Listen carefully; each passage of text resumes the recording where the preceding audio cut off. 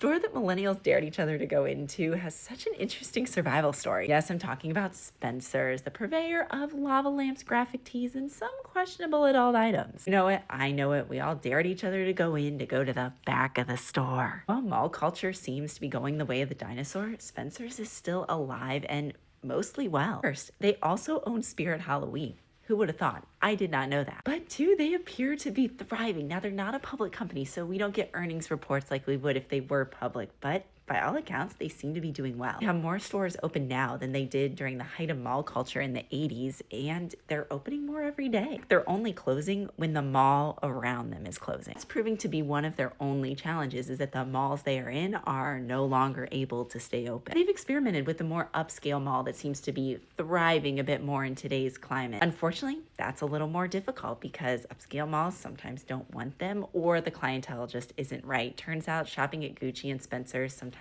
don't go together. They're not giving up. First, they're kind of a cultural mainstay at this point. That's how they've survived, similar to Hot Topic. There's nothing that has really come along to replace an experience like this. So no, teens are not hanging out at the mall as much as they used to, but there is still the back of the store, oh my gosh, should we go in there vibe that is Spencer's. And finally, as malls start to close around them, they've done what they did with Spirit Halloween, and that's go into cheap, empty storefront. These companies are trying to find someone to lease them, and Spencer said, hey, what about us? So a few of those have been opening up around the country as well. There you have it, Spencer's. Who would have thought? Actually me, I would have thought they could have survived. You have an experience, you have everything.